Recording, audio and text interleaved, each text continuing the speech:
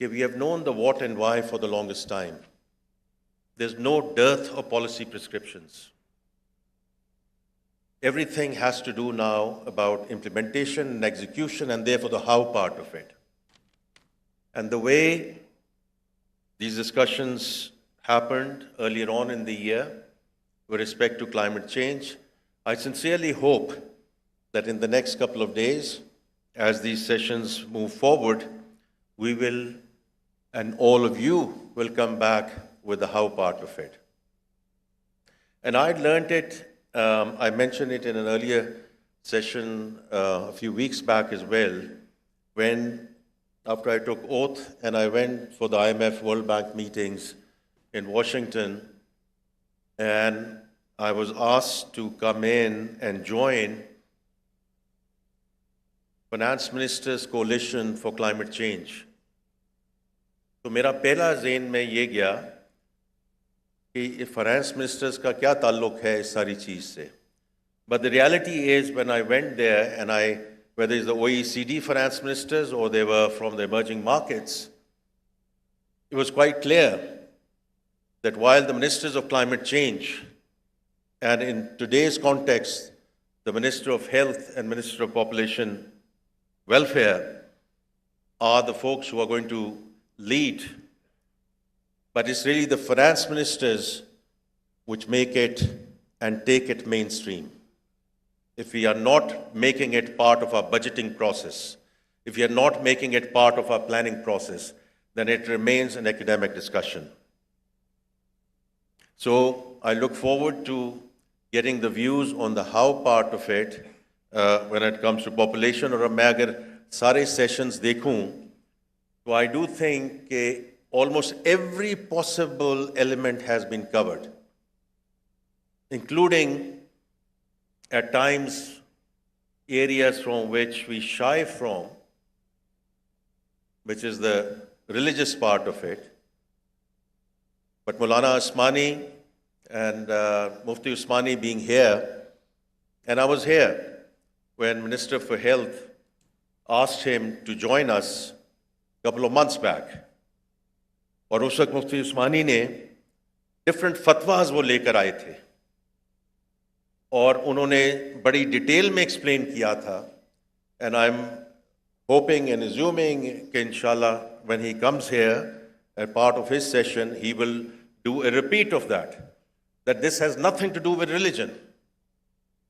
तो इसलिए हमें उस टॉपिक से और उस चीज़ से हमें आगे बढ़ना है, बिकॉज जब हमारे बड़े जो मोतबर लोग हैं जो इस सारी चीज़ को लीड कर रहे हैं, तो वो अब आप सुनेंगे.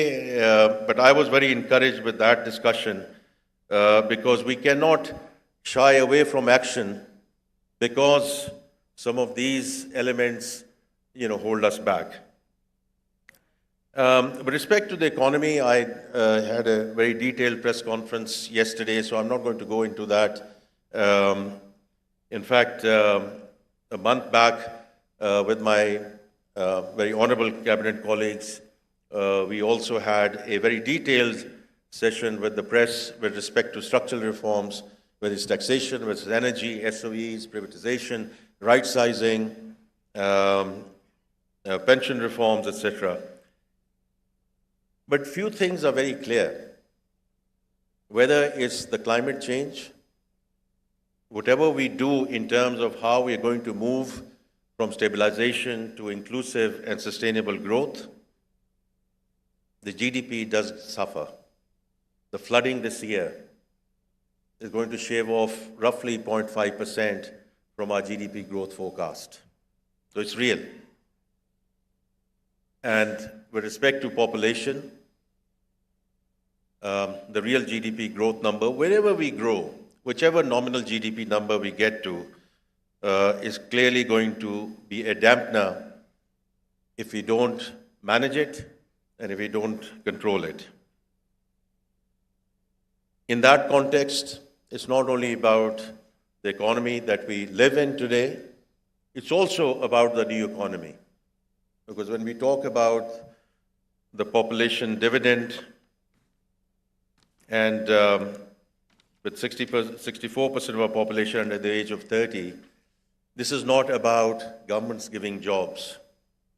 I think we have to get out of that mindset. It's the ladies and gentlemen who are freelancers today. It's the ladies and gentlemen who are leading our IT services. Ladies and gentlemen who are leading our IT economy at this point in time. We need to upskill them. We need to reskill them.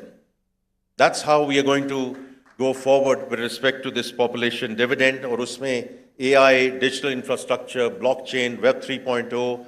मैं अभी अली चीमा साहब को अभी ये कह रहा था कि इनको मैं मुबारक दे रहा था कि a Pakistani who has done, American Pakistani, who has done extremely well for himself.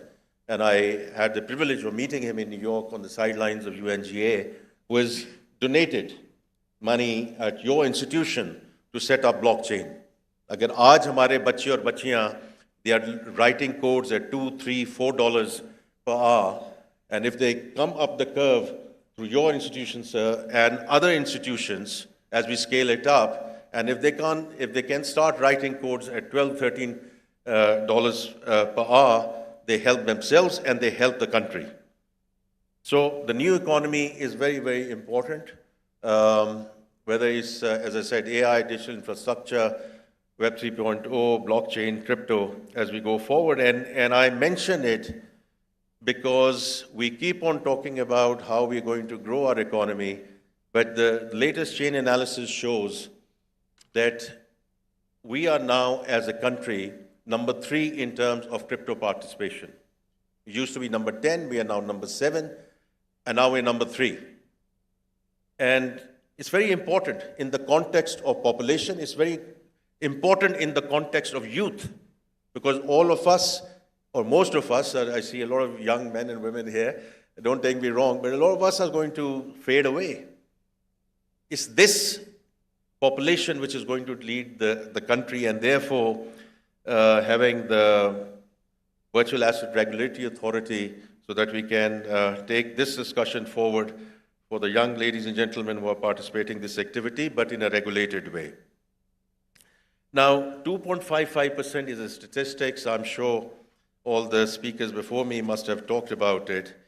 And I'm sure Country Director Bolormaa is going to talk about this from a World Bank perspective as well. But the issues related to that 2.55%, if we just leave the GDP number outside, 40% of Pakistani children under the age of 5 stunted. Now, this is intellectual poverty. This is our future workforce. This is the future leadership of Pakistan, which, as they enter with a handicap, which we can ill afford. The second one is learning poverty, especially girls out of school. And again, every study, whether it's in Bangladesh, whether it's others, everything that has been talked about is the women participation in the workforce. And therefore, getting these young women back into schools so that they become part of the productive workforce, inshallah, as we go forward. I think the point that Dr. Arif, if I understand correctly, I was just listening to you, and you're absolutely right, because a lot of our premises is based on the fact that if at times we say that 39% of Pakistan is urban, the reality is urbanization has been on the rise. And I do believe that roughly 88% of our population now lives in areas with urban characteristics. And therefore, the context of urban poor, and therefore, ये doctor साहबा मैंने आपके भी session में ये मैंने बात की थी कि पॉपुलेशन काउंसिल को भी इस पे ज़रा फोकस करना चाहिए, because in the Kachi Abadis, the failure of water, sanitation, hygiene, I think it's going to be very, very critical. Because when I talk about stunting, the reality is we have done interventions on the food side. But the reality is that all of this comes together, whether it's sanitation, is clean water, is spacing between the childbirths. If we want to address stunting, we'll have to do it in a very, very comprehensive way as we go forward. और फिर जो interconnectedness है उसकी हम पहले बात कर चुके हैं कि अगर पॉपुलेशन डिक्रीज होती है उसका कार्बन एमिशंस में although from our perspective is very much around adaptation, but still everything that we need to do in terms of contributing to emissions coming down is also critical. Now, how do we take it forward? Because हर जगह ये बात होती है कि the how part also needs financing.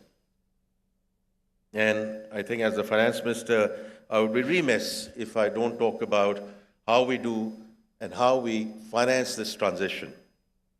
Well, I will start with the multilateral support and the support especially from ADB, and then with President Ajay Banga and the 10-year country partnership framework.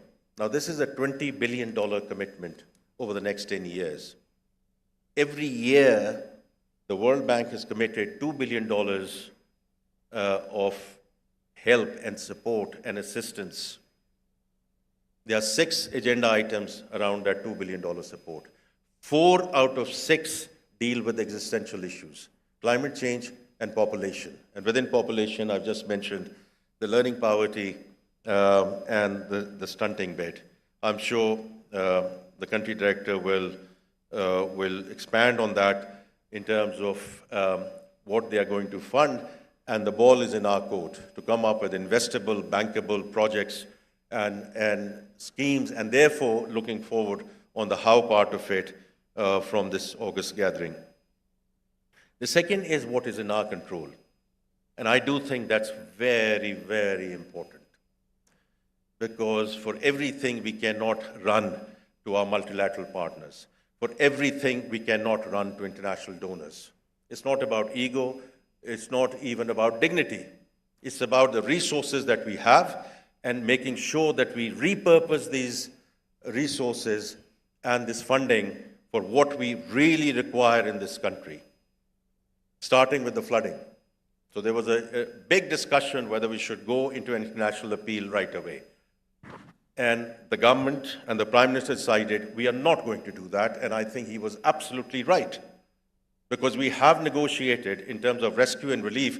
अगर हम वो भी नहीं कर सकते अपनी resources के साथ, इतना बड़ा मुल्क है, 24 करोड़ का ये मुल्क है, ये न्यूक्लियर कंट्री है, and every time कोई एक आफत आती है और उसमें हम फौरी तौर पे भागते जाएं बाहर, ये मुनासिब नहीं है. And I think the provinces and the Federation have shown that we can fund the rescue and relief. और आगे rehabilitation और reconstruction की बात होगी, जहाँ वो है, हमारे already funding available है, because we cannot continue to take loans to fund these situations. कोई grant आती है तो ज़रूर आए और हम उसको लेंगे, लेकिन ये जो funding और जो financing है और loans लेके इसको हम आगे नहीं लेके जा सकते. So I think in that context, using our own resources is going to be very critical. इसमें NFC की भी अब बात होती है, और I'm sure during the course of a couple of days this is going to come up. This is not about us against you or against them or whatever. ये तो सारी चीज़ वैसी consensus के साथ आगे चलनी है. And part of that is horizontal indices, including the population part of it. And therefore, I look forward to very constructive discussions, inshallah, with the chief ministers, the finance ministers, during the course of this week and as we take forward. And I'm very sanguine कि जिस तरह हमने पिछले साल National Fiscal Pact को sign किया था, और ये फेडरेशन और सूबों की मुशावरत के साथ ये हुआ था. तो इसलिए हम इसको बिल्कुल कंसेंसस के साथ इंशाल्लाह आगे लेकर चलेंगे. But this is about self-reliance and self-funding. And the last thing I just want to mention, because I'm also conscious of time, because other speakers have to talk as well, that this has to go beyond our immediate resources. Private-public partnership. I think is going to be absolutely critical as we go forward. So in that context, the social impact financing framework, which has now been established, and I'm sure Country Director of World Bank is going to talk about it as well. This time around, whichever funding resource we are using, it has to be linked with outcomes. It's not about tracking dollars spent, because we've had enough dollars. We have had enough dollars, and we've had billions of dollars coming in, but there's not much to show. And therefore, it has to be linked with outcomes. And therefore, from the government perspective, we need to be held accountable in terms of where this money is being spent and how this is being spent. And so from that perspective, it's also with respect to the social impact financing framework, the Pakistan Skills Impact Bond. And I feel very strongly about it because this is about NAVTEC and upskilling and reskilling our young men and women in terms of how we take it forward. And High Commissioner, I'm very grateful to the support that the British Asian Trust and the technical assistance funding that we have received from FCDO. So we greatly appreciate what you have contributed to this. And the first Pakistan Skills Impact Bond, inshallah, should be issued in the coming days. So with that, I just want to again thank the Dawn Media Group for organizing such an important conference, and all the practitioners, all the subject matter experts who are here. I look forward, and the government looks forward to being guided by you. Thank you very much.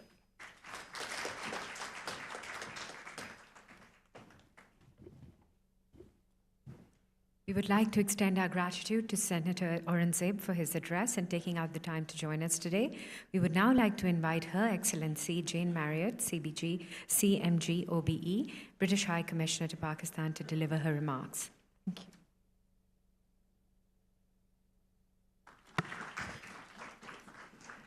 Thank you very much, ladies and gentlemen.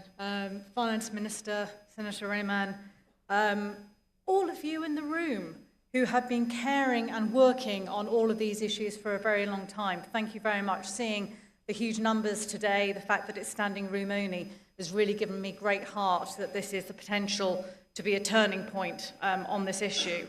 And I really, really commend Dawn Media, as many have before me, for their work on this and on climate change. These are the long-term issues, but they need action today. And I have to say I was slightly depressed by the brilliant presentation from the Population Council showing where we would have been had we done what was agreed in 2002. And many of you will be familiar with the concept of the 1 degree rule. And this initially applied to aeroplanes. You're flying, you get in an aeroplane, you are 1 degree off course. That doesn't sound very much, 1 degree off course. Within an hour of flying, you are a mile away from your intended destination. This is why policy interventions on things like climate change, on population, are really living proof of why the 1 degree rule matters. Because if we had followed the Population Council and others' guidance in 2002, we would be having a very different conference today. So my main wish, and I think the main wish of all of us today, is that coming out of this conference and the recommendations from this, that we are not having a conference in 2040 where some of the younger people towards the back of the audience will be the speakers on this stage lamenting that we didn't do anything in 2025, or we'll be a very different place today, 2040. So let's learn from the past and let's make a much better future together. Now, this is a panel about the economy. And it's very easy, whether you're talking about climate or population, to talk about the moral issues, the environment issues. Is it right? Is it wrong? It sort of doesn't matter, because the arguments that resonate to most people are to do with the economies, they're to do with business. So I'm very much in favour of actually not talking about the moral picture, but about talking about the pragmatics and the economy. We've already heard that every year the population equivalent to, well, New Zealand's gone down to 5 million people now, Denmark is up to 6 million, so I'm going to say adding the equivalent of the population of Denmark every year to Pakistan. We've heard about the high fertility rate. We've heard that 18% of women have an unmet need for family planning. I was deep diving into these statistics a little bit, and I discovered that that is a result of 50% of people not really expressing a view.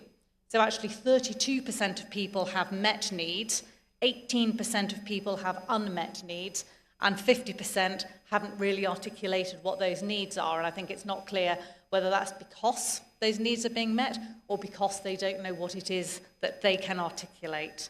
What we do know is that ground-to-ground interventions are crucial, and Senator Rehman was just reminding me that where we saw real impact on these numbers was with the lady health workers and the fact that you had women going door to door, having conversations with women who wanted to space out their families, who wanted to understand this.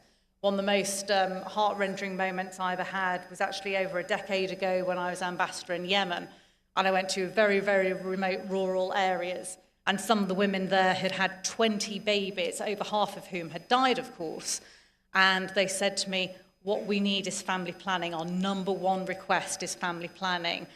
Women in rural areas, they may not have formal education, but they know what they need if they're given the opportunity to articulate it and to receive it. We've heard about the 2.55% per year of current population growth. We know that to keep pace with this growth, Pakistan, by 2050, is going to need 68 million additional jobs. So not just the jobs that we need now, an extra 68 million additional jobs. That is a staggering number. 150,000 new schools and nearly 700,000 new additional teachers, as well as the massive investments in health, housing, and infrastructure. Those are absolutely staggering numbers. This is the issue that defines every other issue in Pakistan over the next few decades. And we also know that climate vulnerability compounds these challenges. But we've also heard that there is a different path, and that if Pakistan reduces its annual population growth rate to 1.2% by 2030, 2030 is just round the corner. It is 5 years away. That is nothing, but it is still doable, as we've heard. So if the growth rate can be reduced to 1.2% by 2030, then the population trajectory will stabilise. There will be 65 million fewer people by 2050, so there will be less stress on jobs, on schools, and on health facilities. We know that Pakistan's GDP growth rate will be 50% higher. We know that per capita income can more than double by 2050 in this scenario, and more households will move above the poverty line. It sort of begs the question, why wouldn't we do this? Not why would we, but why wouldn't we do this? And under the leadership of the Prime Minister and the Finance Minister, Pakistan has been able to achieve macroeconomic stability. But unchecked population growth will threaten to erase all of these gains. So it's not optional, it's economically imperative. You may wonder why the UK is standing on the stage, and my colleague Sam was on the panel beforehand. That's because the UK has always been a long-term partner of Pakistan on population issues. We stand with Pakistan to help achieve sustainable population growth, to offer family planning choices, and build a fast-growing, equitable economy. Through our flagship family planning programme, we've worked with the government of Pakistan for nearly a decade now, reaching 11 million family planning users and averting over 5,000 pregnancy-related maternal deaths. These results show what is possible when partnerships deliver results.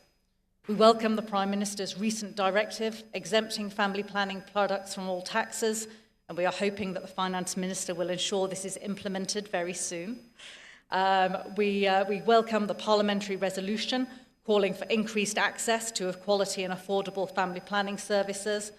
And I particularly welcome, because we've referenced a couple of times already the role of Islam, the role of the Maullanas, but actually the Council of Islamic Ideology has already endorsed the concept of birth spacing. That's a really, really important principle. Looking ahead, the UK is supporting a national family planning awareness campaign which will dispel myths about modern family planning methods and provide medically accurate advice to help with family planning. And at the centre of this, as we've already heard from the Population Council, will be Pakistan's narrative on Tawazun, the importance of achieving this balance between rights and responsibilities. Beyond family planning, we've supported education for over a year, helping educate 5 million children, half of whom have been girls, to access education, and have supported campaigns against child marriage and gender-based violence, which have reached over 34 million people in the last couple of years.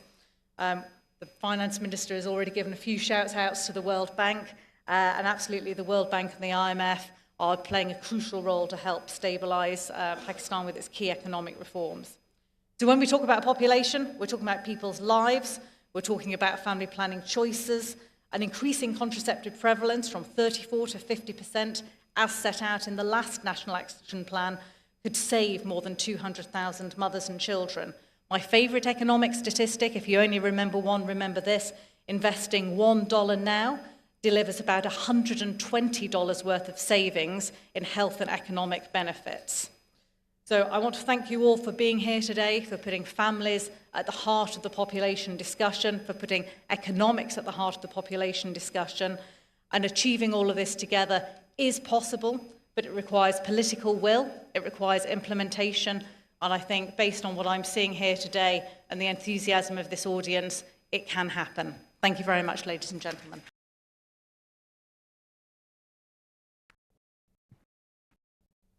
Thank you. Akbar Zaidi.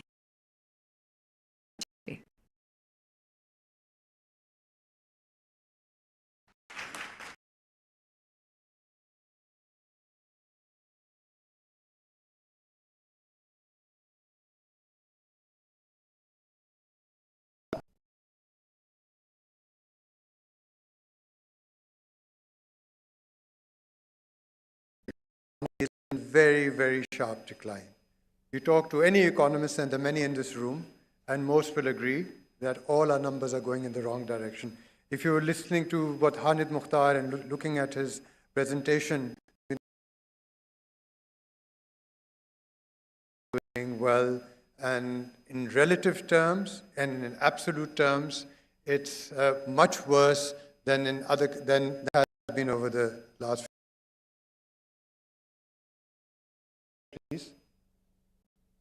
That is population.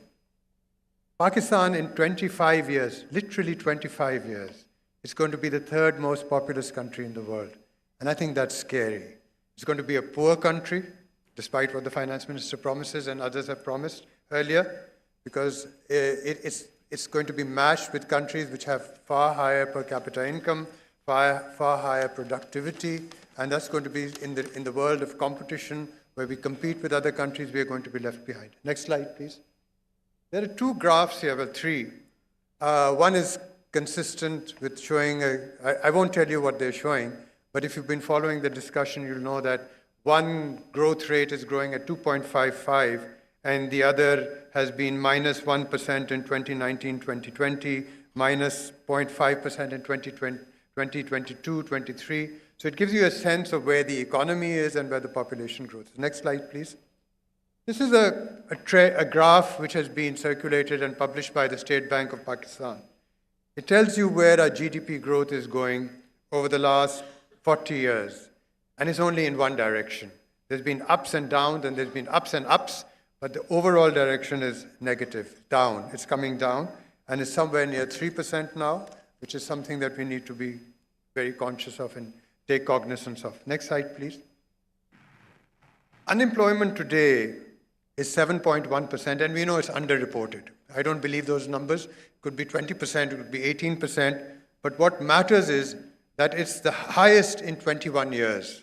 Even if we take the 6.23%, this 2021 is wrong, it would be 2001. If we take the last 20 years, we get a sense that unemployment is growing, whether it's 7% or 8% or 9%, it's growing. And what's troubling is that of the 6 million people who are unemployed, very high, 70% are illiterate. And the highest unemployment is in that region which we used to call the demographic dividend, which is now turning into a demographic nightmare. Those aged between 15 and 29, the highest unemployment is in that age. As we've heard, 3.5 million or 4 million Pakistanis enter the job market every day, with a growth rate of around 2.5% to 3%, 2 years negative, those people are not going to be employed. Furthermore, the real wage of workers of Pakistan has seen a 20% fall in just the last 3 years. That's Dr. Hafiz Pasha's data. Next slide, please. So when we talk about poverty, and we usually talk about income, but if you look at the Human Development Index of the United Nations, we see that Pakistan has gradually fallen in the last 5 years. 161st, which wasn't something to be proud of in 2020, 164th in 2023, and now we are 168th lowest in 2025. These are trends which are extremely worrying. I mean, there's something that we need to do something very substantial about. Next slide, please. Economists in this room, Ali Cheema being one and others, we talk about the notion of property rights. When we talk about growth, we talk about private capital as well, which the finance minister spoke about. Property rights are central to how an economy functions. And for that, a judiciary is central. If you see the IMF report last week, it talks about the judicial sector. I won't read it out because maybe some judges here might take offense. But this is from the IMF report. It shows that the judiciary is consistently identified as one of the most corrupt state functions. In an economy where property rights, the private sector, where international juridical concerns matter, a judiciary which is seen as being the way it's seen here is something which is very worrying.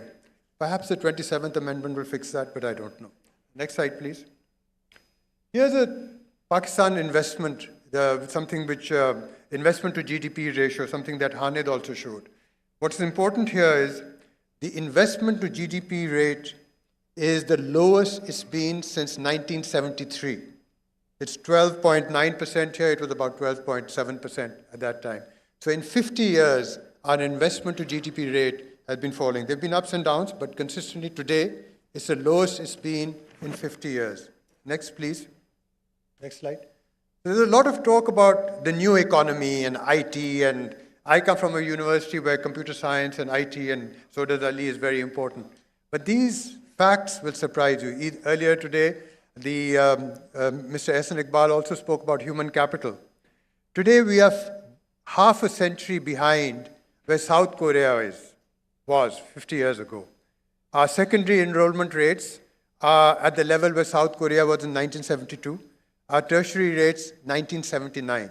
We can't talk of a new economy, of IT, of computer growth with these sorts of numbers. Finally, my last slide. Next slide. Where are the women? The Global Gender Report last year showed that we were second last amongst a list of 148 countries.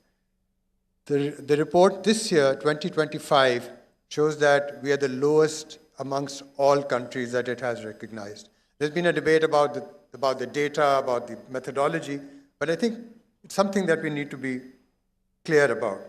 And importantly, economically we are ranked in the lower middle income countries, and 16 countries are much poorer than Pakistan's, but the Global Gender Report shows that they are better than us. So it's not just about money, it's not just about income, it's about numerous other things. Our female labor participation, as has been shown earlier as well, is very low, and the access to finance is a major issue. So finally, what does one do about this? There's a lot of talk about Vietnam, Bangladesh, Iran, Indonesia, and even in the brief which was shared with us earlier before we came to this conference, these countries were mentioned. If there's one thing this government needs to do, and there's only one thing that this government needs to do, is put women first. Whether that's education, whether that's employment, whether it's security, whether it's finances, in everything. If women are put first, you will find that the population rate will tumble. You will find that the economy will grow. You will find that Pakistan will become a society, a country where we don't talk about decline, where we talk about progress. Thank you very much.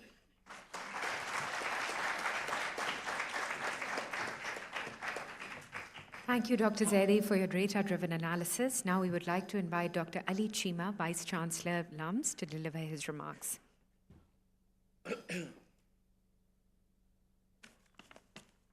Honorable Finance Minister, Dawn Media Group, Population Council, development partners and colleagues. I want to kind of make 2 points.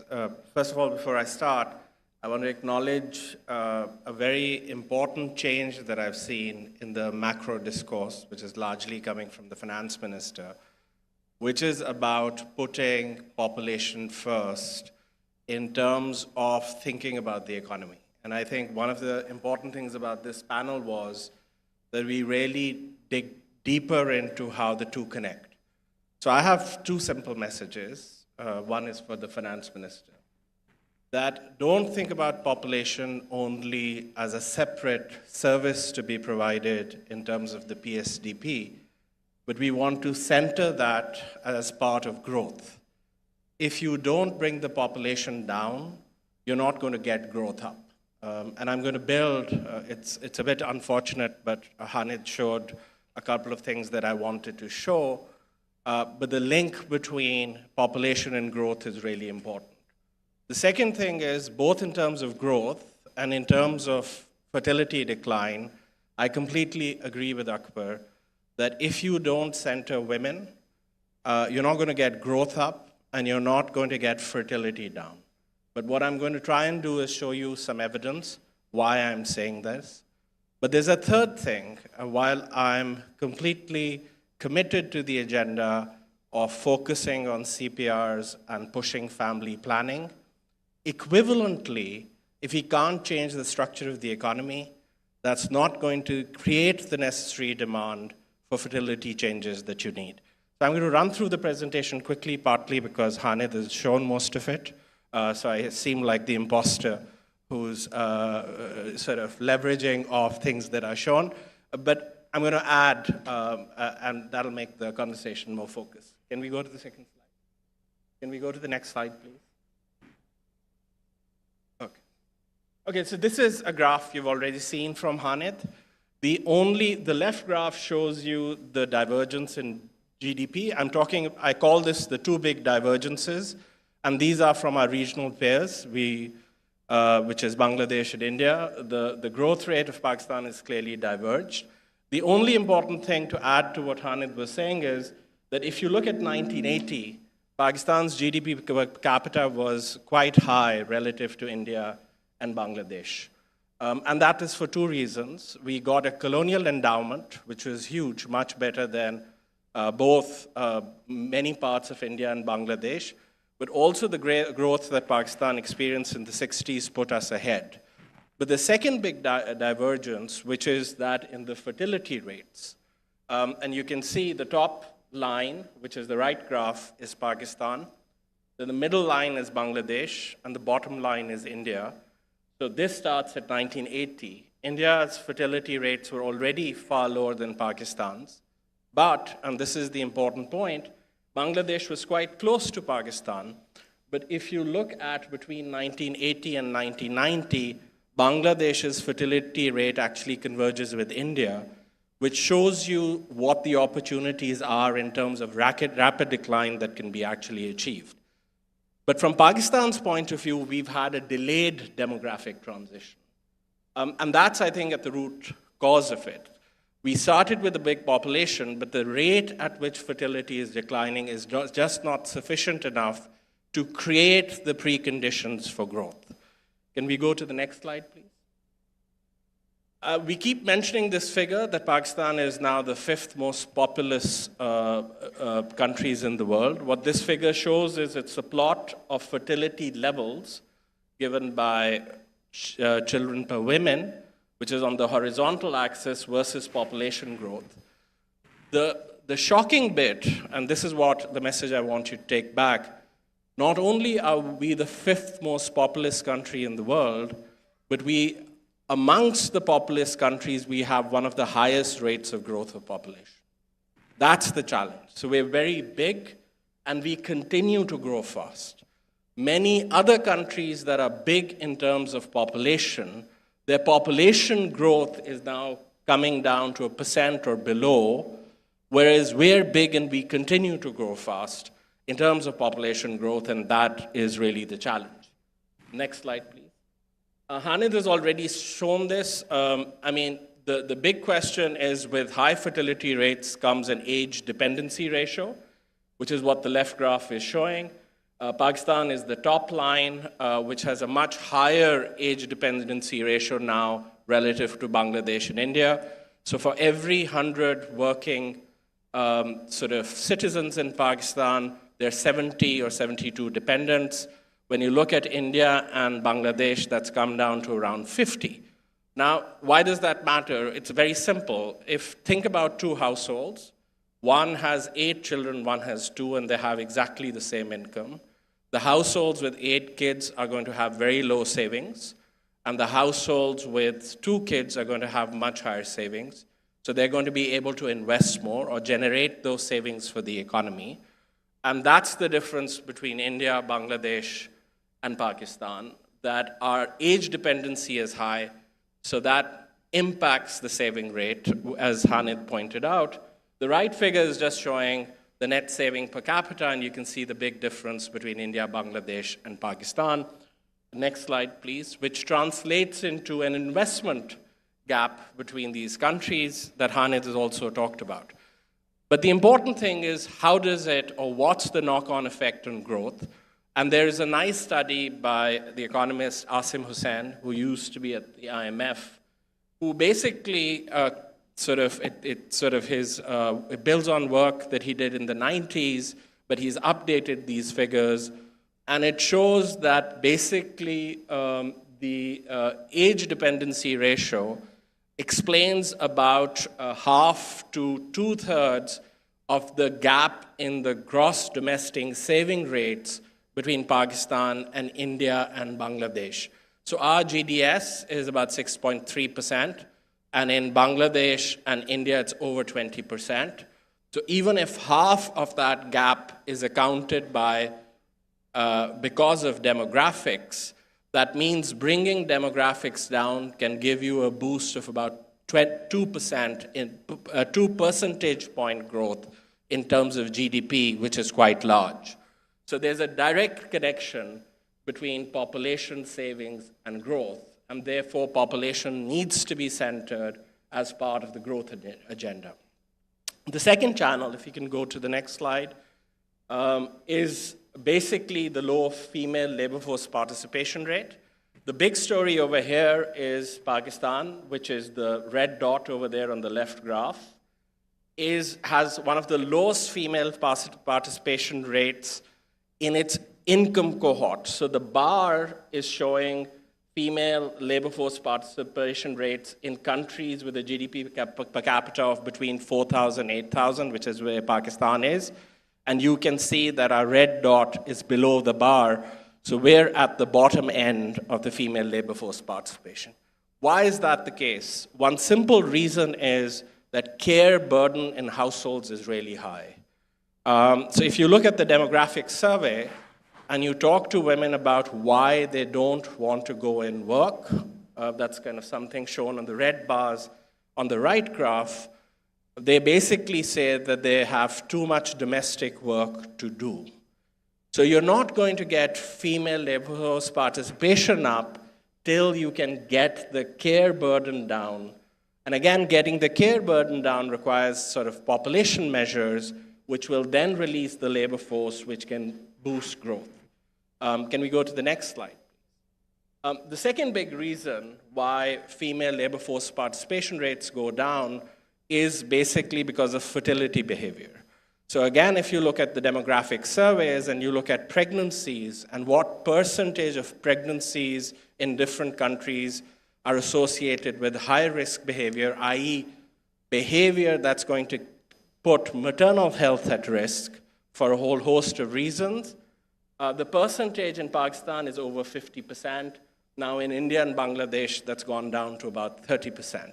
So again, the health of women impacts essentially both the labor force participation rate, but it is coming because of sort of frequency of pregnancies and challenges related to maternal and fertility behavior. And that's another reason why population programming becomes central to growth, but also to women's health. The next slide, please. The World Bank, in a very nice report, which I like, which is called Swimming in Sand, I don't know how you swim in sand, but you do, basically calculated the effect increasing the female labor force participation rate can have on growth. And depending on different assumptions, the projected growth is between 5 to 23%. So that's a pretty high dividend that growth can get if you can get female labor force participation up. And as I've shown you, getting fertility down is a way to unleash it. So we need to start to make these connections. But there are two factors that I want to turn to. If you could go to the next slide, please. Which is really about factors that are impacting both growth and fertility. Yeah, I can finish if they can switch the slides. Okay, can you get them to the next slide, please?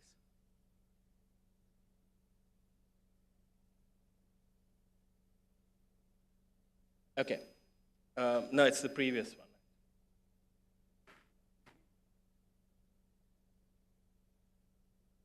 Okay, yeah. The first thing is that sort of mobility barriers for women are a big reason why fertility remains high and female labor force participation remains low. So the map, this is again from the same World Bank report, actually shows you a rating of different districts in terms of restricted access to public transport, which is the main form of transport that women can use, because they don't ride around in motorbikes like men do. So the access to public transport becomes a huge thing. So if you look at the map, the yellows are where restricted access is low, and as you become darker and go to reds, restricted access becomes high, and you can see the map is largely red. And two things happen when you don't give women access to not only public transport, but public transport that is safe, is that the cost of becoming employed goes up. When the cost of becoming employed goes up, women are going to stay at home. So female labor force participation gets that bump. But actually, the opportunity cost of providing care work inside the family drops. And that means families can now afford to have more kids because they have care time available in the form of mothers who are not working. So if you really want to transform the agenda of both growth and women's participation in the economy, then making or centering public investment in safe transport for women that can reduce mobility barriers would be central. And I think these should be a central agenda of provincial planning departments, maybe funded or co-funded by the federal government. We can skip this slide. If you can go to the last slide. So the last big divergence is that Pakistan is the economic structure of Pakistan. So this is basically showing you a share of GDP that goes into agriculture.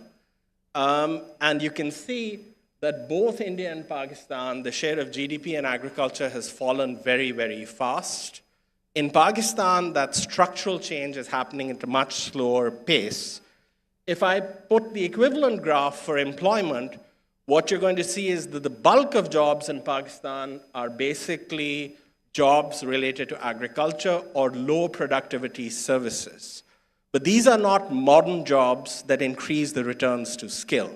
Now, this is crucially important for fertility, because as returns to skills go up, people or families start to actually value the quality of kids as opposed to the quantity of kids, because now there is a demand for education, and there is now the ability to invest in education.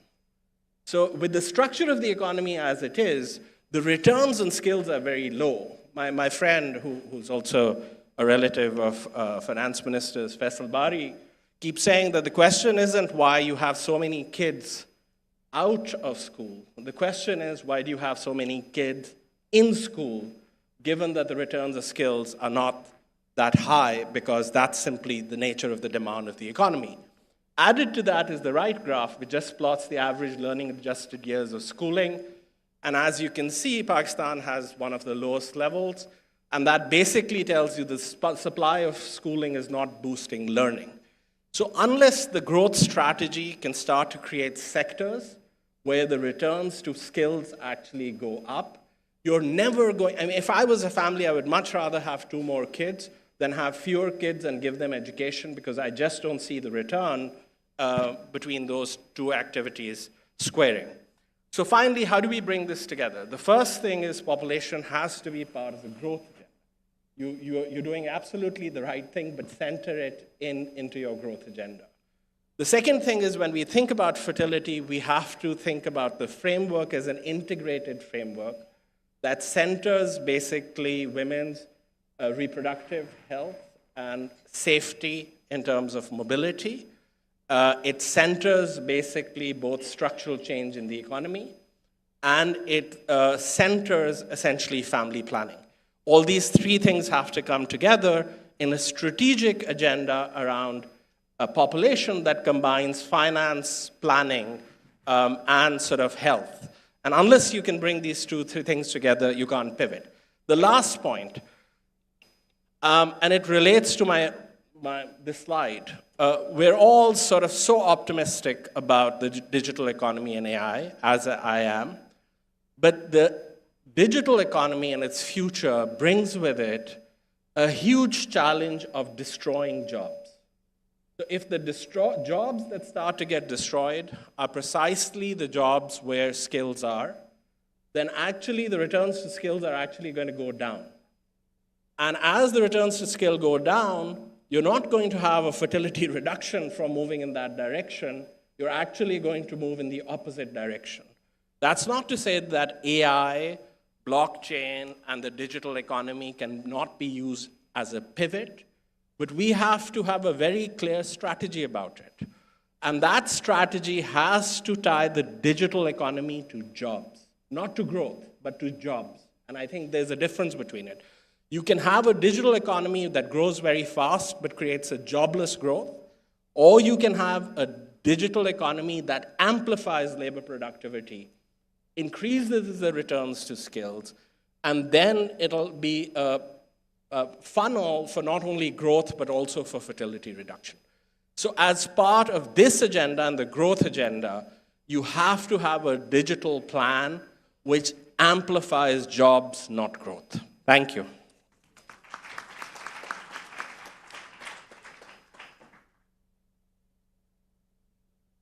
Thank you, Dr. Cheema, for your informative presentation grounded in comparative data analysis. We will now request Bolormaa Amgaabazar, the Country Director for Pakistan World Bank, to deliver the concluding remarks for this session.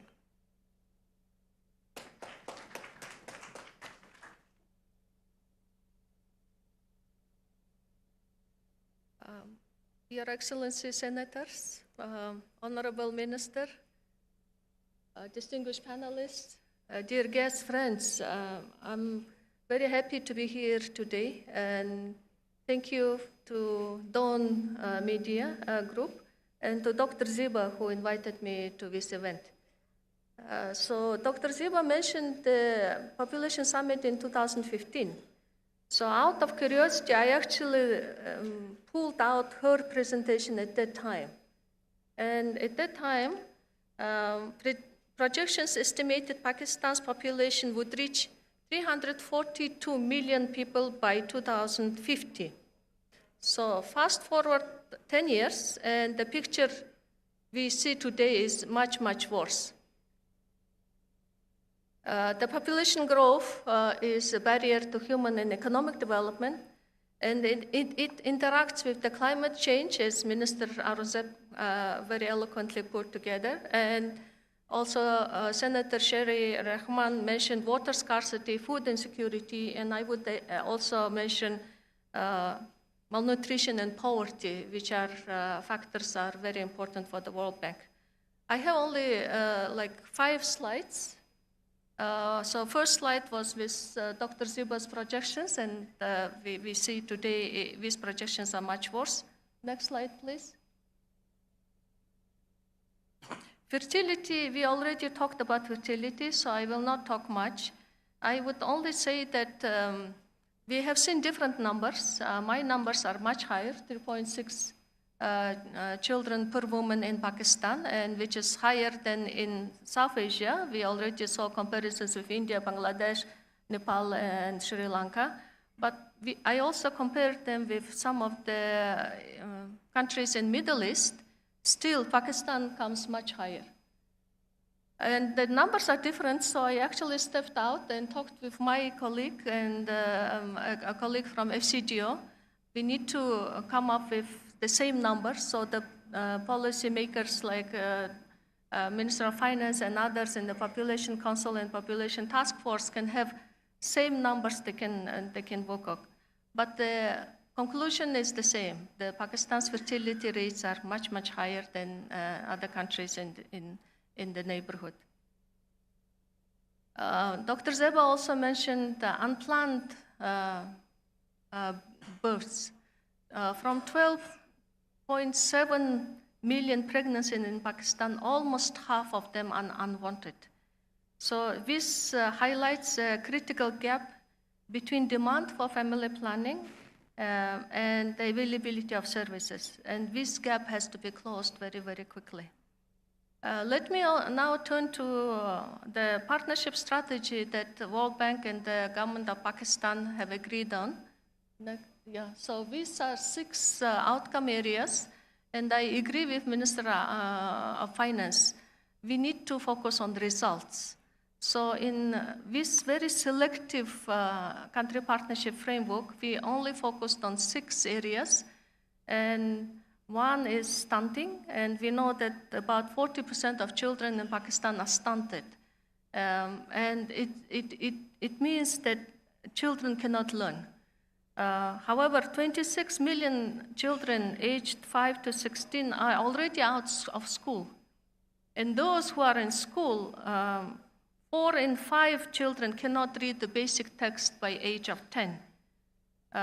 So that's why we're focusing in our country partnership framework on reducing stunting and reducing learning poverty. These are the first two areas. The next area is climate change and resilience. Then we have investments in energy and quality of air. Then fifth area is more stable macroeconomic situation and better public spending. And the last area is private sector development. And as Minister of Finance already mentioned, this is an unusual document. In many countries, we have 5-year plans. In Pakistan, with the agreement with the government, we decided on much longer commitment. It's a 10-year plan, and we attached the number, $20 billion. So every year, we promise to provide about $2 billion in financing. And that's not including the investments from the private sector. We have a sister organization called IFC, and another $20 billion is expected from the private sector to support the implementation of the CPF, another $20 billion. So altogether, $40 billion for the next 10 years. But this is not only about money, it's about policies. And talking about the population growth, we also need to talk about opportunities. 60% of population of Pakistan is under 30. And I was sitting next to the ambassador of Thailand, he left now. He was saying that we have an opposite problem in Thailand. We have an aging population. That's the same for many countries, including my country also, Mongolia. So there is actually a potential for the demographic bonus or dividend, but it's a potential. It's unrealized until you educate people, until you provide them skills and jobs, then you have the demographic dividend. Until then, it can actually turn to demographic liability. We talked about fertility rate, but if we reduce the fertility rate from 3.6 today to 2.2, which is kind of average in South Asia, per woman by 2030, the payoff is enormous. By 2050, the GDP growth could reach 5%. All other things being equal, just reducing the fertility rate to 2.2 could bring the GDP growth to 5%. And that's 50% higher than business as usual scenario. You see it's on the graph. Under this path, per capita income would more than double. Today, the per capita income in Pakistan is 181,000 Pakistani rupees. It could double, even more than double, to 443,000 by 2050. And the cost of inaction is also immense, the opposite side of the coin. Pakistan needs 2.6 million jobs every year until 2050. Again, we have some different numbers, depends on the source, it depends on methodology, but we need millions of jobs just to absorb this youth bulge. So what are the key kind of asks, I would say, from this group? First, strong political commitment and governance. Dr. Zeba already mentioned about the golden age when population growth was more managed and looked much better than today. So maybe we can look up the policies which were implemented at the time and modify if needed, and then commit and implement. We need to invest and improve quality and access to family planning, and I will not dwell too much on this because the previous speakers and Jane also mentioned that the fertility rate, reducing the fertility rate helps actually to delay the first pregnancy, and the lifetime pregnancy number per woman also decreases if the fertility rate goes down. And there are Pakistan's current per capita spending for family planning is quite low. It's 163 Pakistani rupees per person, which is much below the WHO recommended level of 465 rupees per capita. Investments needed for universal access to contraceptives, and Jane also mentioned that the need to not to tax with contraceptives, so they are cheaper and probably or even better free. And there are some excellent examples in the neighborhood that Pakistan can learn from. Bangladesh was very successful in taking the family planning services to doorsteps.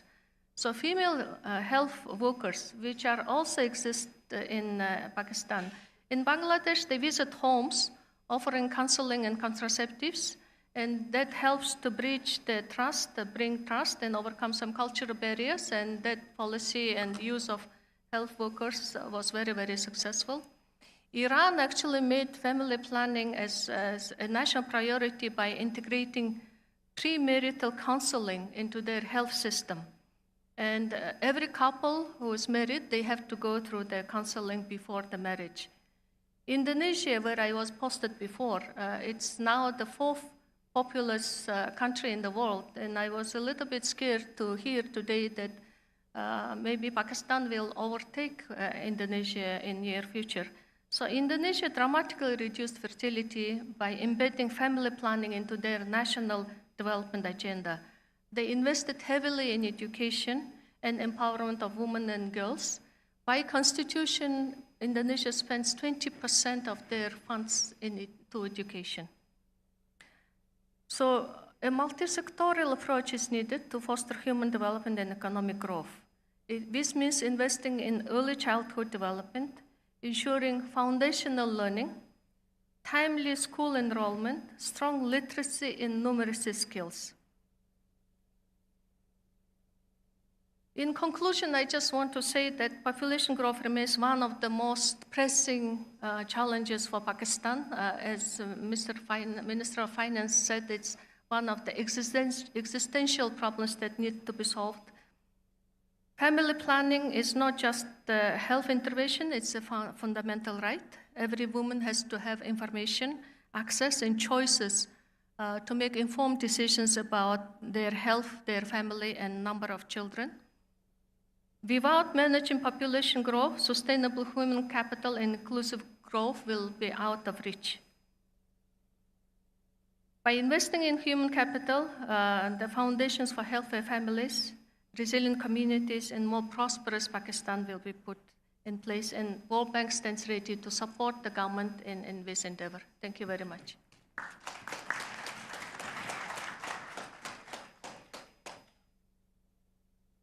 Thank you, Ms. Amgaabazar. Now, with this, we conclude session 3. We appreciate your patience. We will be serving lunch right after the next session.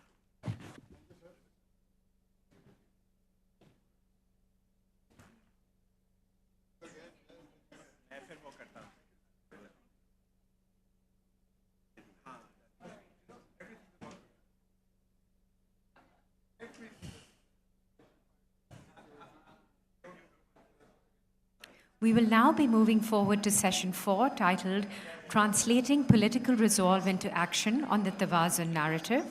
Our participants for this